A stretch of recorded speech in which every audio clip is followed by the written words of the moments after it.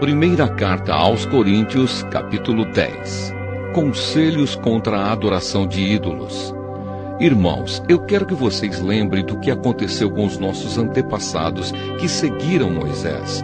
Todos foram protegidos pela nuvem e passaram pelo Mar Vermelho. Como seguidores de Moisés, eles foram batizados na nuvem e no mar.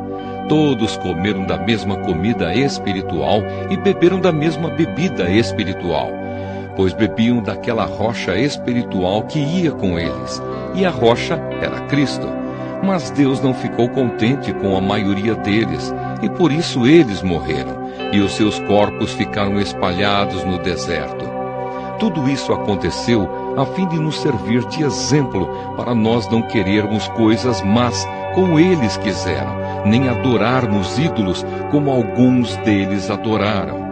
Como dizem as Escrituras Sagradas, o povo sentou-se para comer e beber e se levantou para se divertir.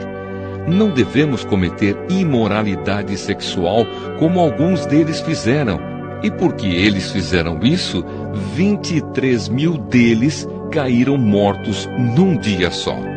Não devemos pôr à prova a paciência de Cristo, como alguns deles fizeram, e por isso foram mortos pelas cobras.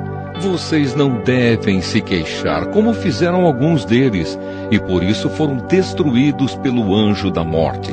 Tudo isso aconteceu com os nossos antepassados, a fim de servir de exemplo para os outros, e aquelas coisas foram escritas a fim de servirem de aviso para nós, pois estamos vivendo no fim dos tempos.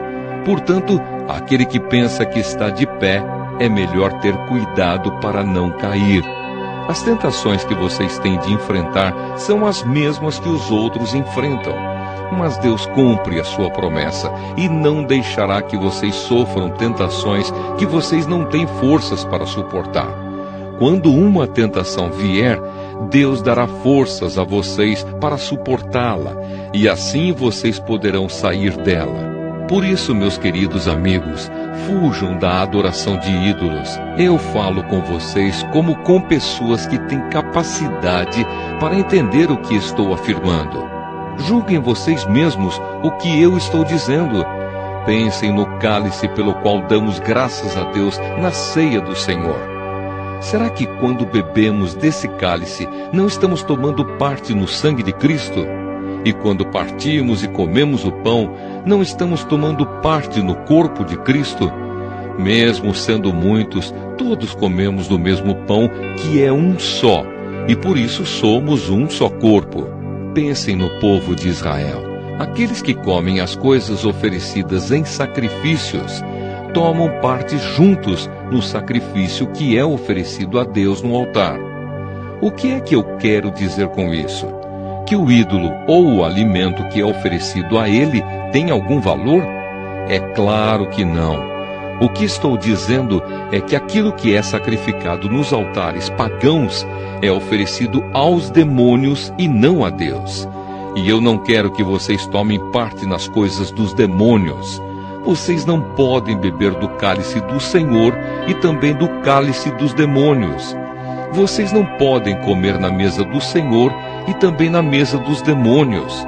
Ou será que queremos provocar o Senhor, fazendo com que ele fique com ciúmes? Por acaso, vocês pensam que somos mais fortes do que ele? Respeito pela opinião dos outros.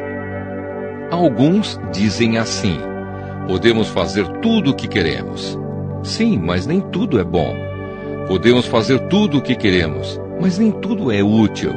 Ninguém deve buscar os seus próprios interesses, e sim os interesses dos outros.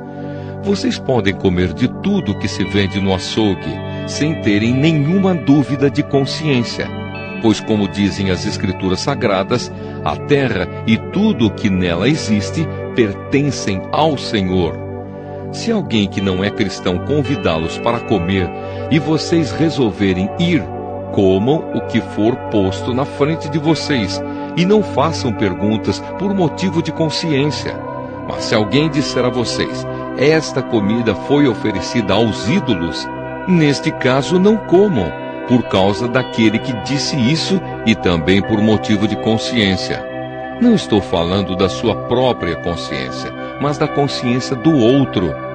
Mas alguém pode perguntar: por que é que a minha liberdade deve ser diminuída pela consciência dos outros? Se eu agradeço a Deus o alimento que como, por que é que sou criticado se já o agradeci a Deus?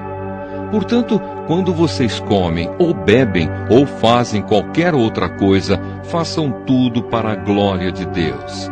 Vivam de tal maneira que não prejudiquem os judeus, nem os não-judeus, nem a igreja de Deus. Façam como eu.